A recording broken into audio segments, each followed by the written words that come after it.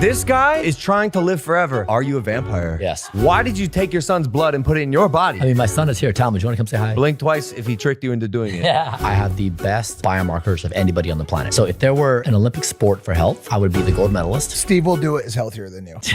Sleep is the most powerful drug. To demonstrate this, I achieved the best sleep score in human history. So there's 5 habits you want to do for sleep. I am happier than almost anybody. I think I have a more fulfilled life than anybody. Well, you got me beat. Like basically, I have already died. Bryan Johnson is dead. What was Liver King's real name? Yeah, Bryan Johnson. Because, dude, he also sat on this podcast and said Bryan Johnson died. Let me tell you the story real quick about Bryan Johnson. That guy's fucking He's gone. dead. 2030 is going to make 2025 look like the 3rd century. We're all NPCs. Who's the main character? Roman Reigns. My internal body clock is 0.57. My birthday is every 21 months. All right, so how much will Mike's Burger take off your life? Roughly the same as 1 cigarette. 20 minutes. Fine.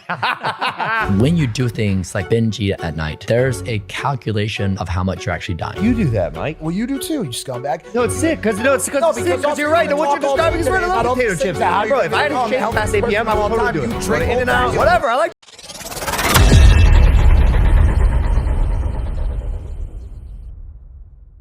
But like, you just have to like, all this to say, like, you can disagree with me that maybe it's not 2030, maybe it's 2035, maybe it's 2050, whatever.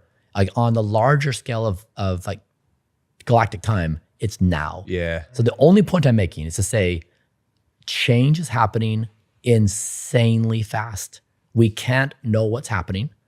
Nobody knows whether they can express a positive opinion or a negative opinion. Nobody knows. Nobody knows. So if things are changing fast, the question is, what do we do as a species? That is the only question in existence that matters. Nothing else matters right now.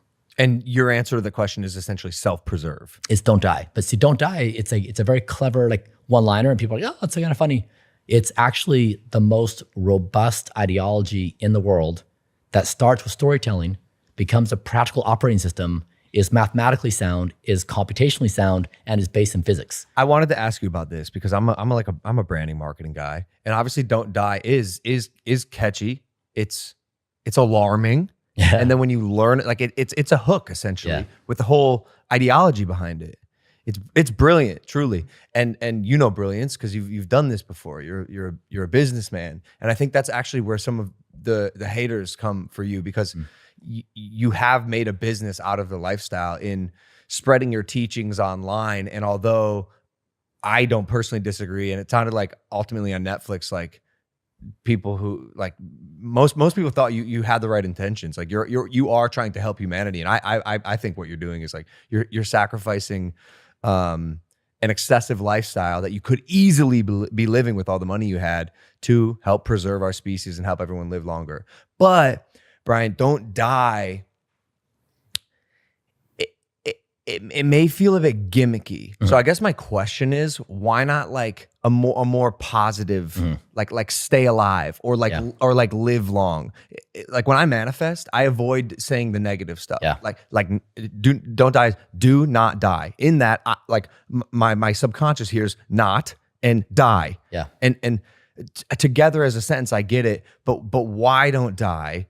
Are you astutely aware of the idea that it is that kind of like punch in the face to grab attention? And does any part of you worry that it actually is inviting death? Yeah.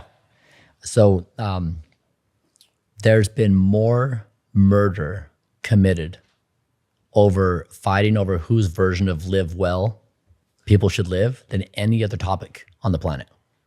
Humans murder each other trying to resolve the differences between who is living well the best.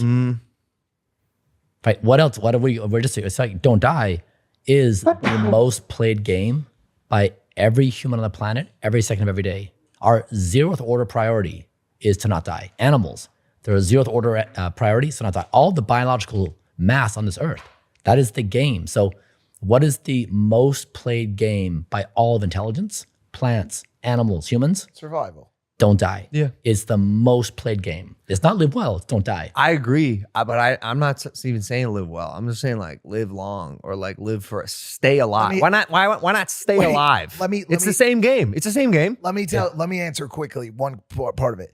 When's the last time you saw a viral post of two dogs licking each other's faces or two pandas hugging? No, I get it. That's That's what I'm. Death, murder, school fight. Are you people burning alive? Are you playing into that? Is what I'm asking. So yeah, what I'm saying is, so you, whatever the solution is, dirty laundry. You like if you give AI democracy, you're like, hey AI, implement democracy as our way to help humans cooperate.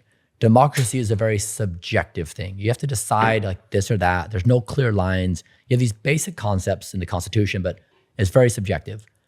Don't die is mathematical. It's based on physics. You can quantify it. Does a thing die or not? Right? That's what I've tried to do with my body.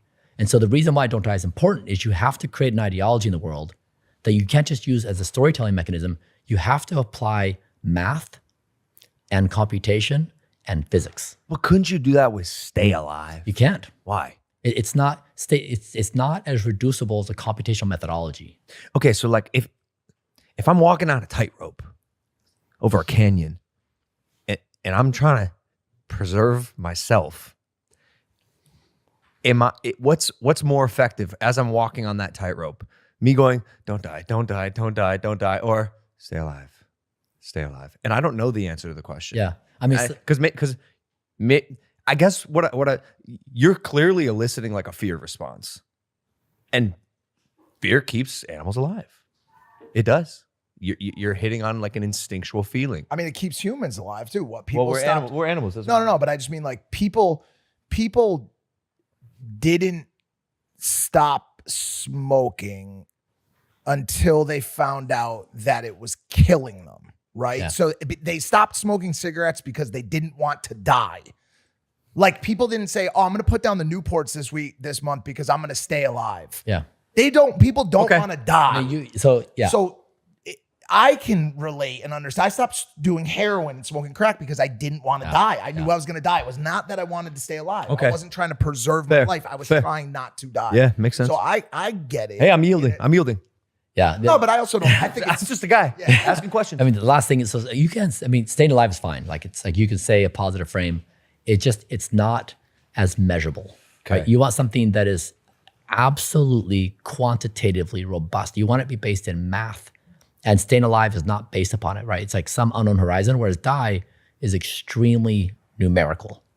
Oh. So when you guys talk about your rate of death, which is a very measurable quantitative rate of aging data. Correct. You're going to like, so like the ultimate boss of the universe is entropy. The ultimate boss. What, the exchange of heat?